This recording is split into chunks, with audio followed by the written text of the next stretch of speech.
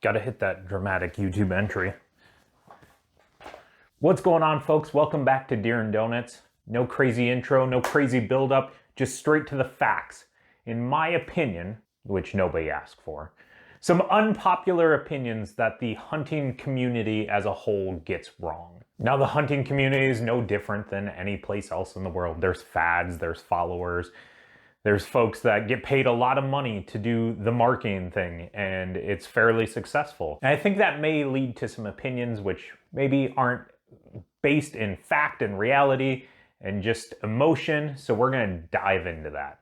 And the first one's really kind of a banger. So at number one, the 6'5 Creedmoor sucks. Now I'll give it to you folks, you're very creative with nicknames. 6'5 man bun, 6'5 need more, whatever you want to call it. They make me laugh, but I don't think it's based in reality. If you look at the 6'5 Creedmoor ballistically, it's a really tough round to beat. It does really good at long range. That's what it was designed to do. It does really good buck in the wind.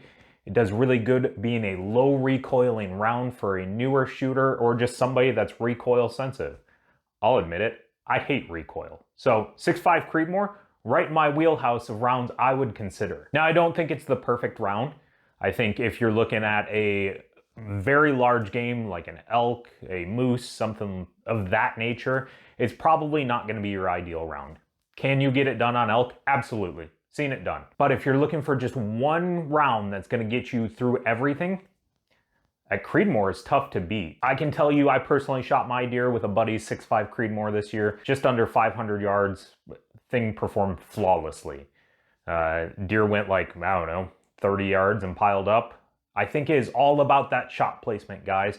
It is not a round that's going to overcome very, very poor shot placement like a 300 Win Mag would. But as ethical hunters, we should be taking shots that are within our wheelhouse and that we can guarantee good hits on. Now, obviously, things can go wrong in the real world, but if you do both of those things, 6'5 Creedmoor is fairly effective, and I think it gets a lot of hate just because it's the cool thing to do right now. Sticking on the rifle trend, I think a incredibly misguided opinion is that you need to spend double what you spent on the rifle on your optic. Now, don't get me wrong, I am in no way advocating for you to go out and spend $50 on a Tasco scope from Walmart, throw it on your rifle, and go hike around the mountains, bang around for a week, and think that it's gonna work well for you. But you look at some of these budget rifles, even a Ruger American, one of the more popular budget rifles, still gonna run you $500-600. To double that, you're now looking at that rifle is going to run you over $1,500. That might be out of play for some people. So I think if you look in that $500-600 range, the rifle scope that's going to have decent glass, track reliably, and be fairly durable, you're going to be in a better situation to do that and then dump your extra money into rounds for practice. Let's be honest, guys, these rifles and rifle scopes can outshoot most of us. They can do way better than what we can. So if you take that money you saved and throw it into target practice, you're gonna be a lot better off than buying a $1,000 scope and now you can afford to shoot it once a year right before your hunt, and that's it. Now, staying on the optics trend, it is that Vortex is terrible. I don't know how many times I've heard that, and honestly, I could not agree less. Are there better manufacturers out there than Vortex? Well, their high-end stuff is decent, but yes, some of the European manufacturers like a Swarovski, Zeiss, those are gonna probably beat Vortex. But for the average hunter, Vortex is really hard to beat. I know I hear a ton of times, Vortex has such a good warranty because you need it. Well, I can tell you, I've used a decent amount of Vortex stuff and I broke one of their items one time. It was 100% my fault. Now, on the flip side, I've owned some really nice optics, such as a Night Force scope. I've owned one and it broke once and I can't track it to a point where it was my fault. At the end of the day, these are all products that can break. None of them are indestructible.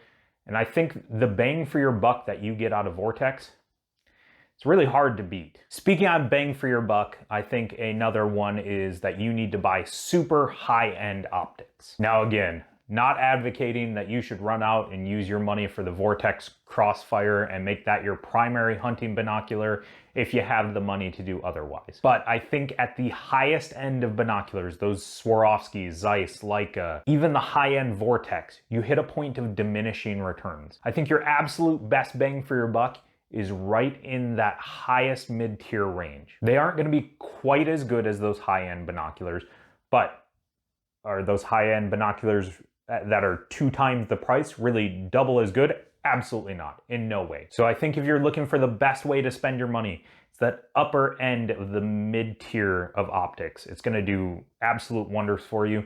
To be honest, I have high-end Mavens, and to this day, the best bang for the buck binoculars for out west that I've seen are Scott's Athlon Cronus G2s. You can really get some good glass in that range. Still spend money to get decent stuff, but you don't have to go all the way crazy and go high-end. And sticking with the high-end theme, I've heard countless times, camo clothing you buy at Walmart is just as effective. There's no reason to go anywhere else. I'm not a Sitka fanboy or somebody that is dedicated to one particular brand, First Light, Kuiu, whatever you have. I think just the higher quality stuff does make a difference. Walmart, super effective if the weather's perfect and your situation's perfect. But once you start getting outside of that and you get super wet hiking, you run into a rainstorm, it starts getting super cold, something along those lines, I think the higher end stuff is going to do a lot better job at keeping you comfortable. Now, I love hunting, but I also don't love being uncomfortable. I'm not a SEER trained Navy SEAL.